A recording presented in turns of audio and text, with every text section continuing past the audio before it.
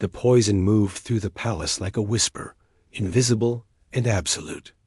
Marcus Webb stood at attention outside the Queen's chambers, his rifle held across his chest in the ceremonial position he had maintained for 3 years. The corridor stretched before him in elegant curves of blue crystal, lit by bioluminescent panels that pulsed like a slow heartbeat. He had been on duty for 6 hours when he noticed the first guard collapse. The Valian warrior dropped without a sound, his forearms going limp as his body struck the polished floor. Marcus moved toward him immediately, training overriding ceremony, but the warrior was already gone.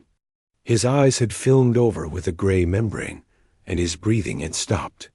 Marcus activated his comm unit. Nothing. Static filled his ear. He tried the emergency channel. Still nothing. The second guard fell 30 seconds later, then a third. Marcus watched them crumple in sequence, like flowers wilting in fast motion. Whatever this was, it moved with purpose through the palace halls. He pressed himself against the Queen's door, his heart hammering, and waited. The palace had employed him as a curiosity at first. Humans were rare this far into the galactic rim, and Queen Lyra had wanted to understand the species that had recently joined the Confederation. Marcus had been a soldier before, discharged from Earth's colonial marines after the Titan campaigns. He needed work, and the Royal Guard needed someone who understood warfare in ways the peaceful Velians had forgotten. They were a long-lived species, the Velians.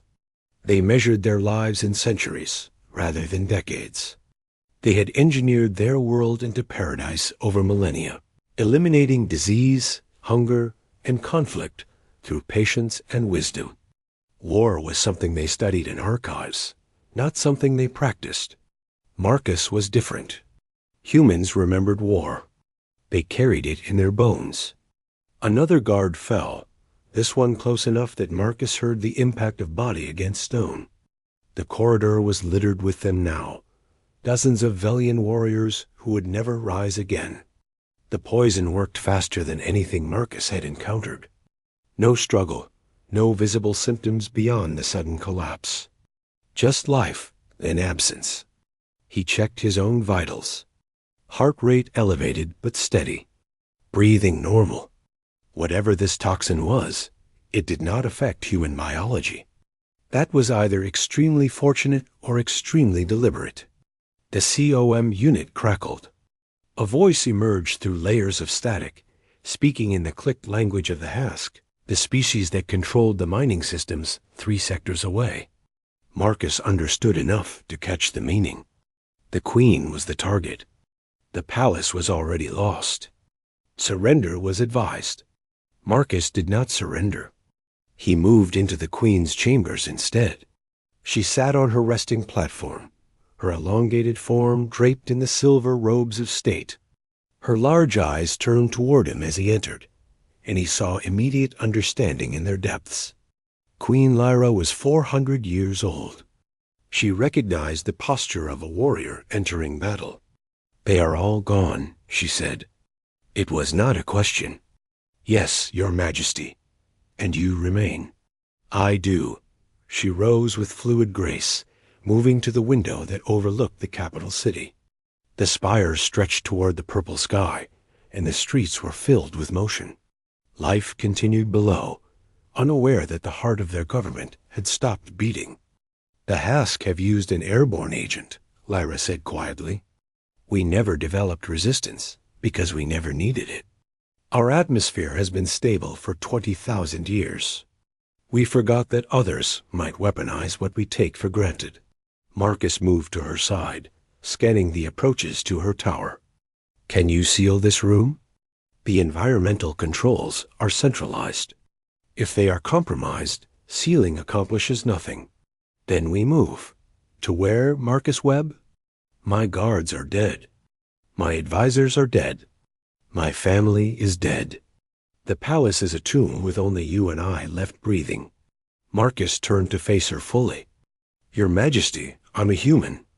We specialize in bad situations. Let me do my job." Something flickered in her eyes. Amusement, perhaps, or hope. She inclined her head. Then led, human. Show me why your species survives. The palace had 37 levels, with the queen's chambers at the apex. Marcus led her downward through servants' passages that the guard had showed him during his orientation. The corridors were narrow, designed for the smaller staff who maintained the palace machinery. They encountered bodies here too, slumped in alcoves or sprawled across maintenance panels. Marcus checked each one, confirming death, searching for weapons. The servants carried nothing useful. The Velians had built their world without violence, and violence had found them unprepared. They reached the 22nd level when Marcus heard the sound of boots on stone. Multiple sets, moving with military precision. He pulled the queen into a storage alcove and killed the lights with a manual override. They waited in darkness while the footsteps approached. Hask soldiers emerged into view, their segmented armor reflecting the bioluminescent glow of the walls. They carried energy weapons and moved in tight formation. Professional military, not raiders. This was an invasion, carefully planned and perfectly executed. The soldiers passed without detecting them. Marcus counted 12 in the group. There would be more, many more. They will occupy the throne room, Lyra whispered. They will claim sovereignty through conquest. Under Confederation law, they need only hold the seat of power for 72 hours. Then we don't let them hold it. Marcus, I am not a warrior. My people are not warriors. We have already lost. Your Majesty, you're still breathing. That means the fight isn't over. They continued downward. Marcus led them to the archives on level 8, a massive chamber filled with data crystals and historical records. The room had its own environmental system, isolated from the main palace network. If the poison was airborne, this room would be clean. He sealed the door behind them and activated the internal defenses. The archives were valuable enough to warrant protection, even in a peaceful society. Force fields hummed to life, and sensor grids activated across the entry points. Lyra settled onto a reading platform, her exhaustion finally showing. She had lived for centuries, but grief aged anyone. What is your plan, human? Marcus was already accessing the archive's communication system. We broadcast. We tell the Confederation what happened. We hold this room until help arrives. The Hask will have jammed all signals. Maybe, but humans are stubborn about communication. We invented war, but we also invented 1,000 ways to talk through it. He worked through the archive's systems, bypassing security protocols with codes the head librarian had shared during a long night of drinking and stories. The Velians loved stories, especially human ones. Tales of survival against impossible odds fascinated them. Now Marcus would give them a new story. He found a hardline connection, something the Hask jammers could not block because it relied on physical cables running through the planet's crust. Old technology, maintained out of tradition rather than necessity. He routed through 17 different relay stations, bouncing the signal across continents. The message was simple. The Queen lived, the palace had fallen, coordinates attached. Responses came within minutes. Confederation ships were already in system, drawn by the sudden communications blackout. They had suspected trouble, but lacked confirmation. Now they had it. The Hask tried to breach the archives 40 minutes later. Their cutting tools screamed against the force fields, while Marcus and Lyra waited in silence. The human kept his rifle trained on the door, knowing it was inadequate against true military assault, but unable to stand idle. "Why did you stay?" Lyra asked during the waiting. "You could have fled. Humans are survivors, you said. Survival includes knowing when to run." Marcus considered the question. "Your Majesty, 3 years ago I came here expecting a ceremonial position. Peaceful duty guarding a peaceful queen in a peaceful kingdom. But you gave me more than that. You gave me purpose. You asked me about Earth, about humanity, about what we carry inside us. You wanted to understand. And did I understand?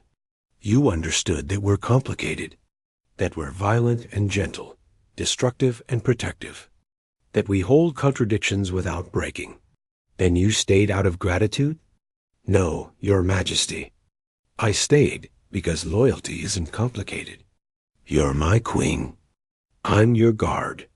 That's simple. The cutting stopped.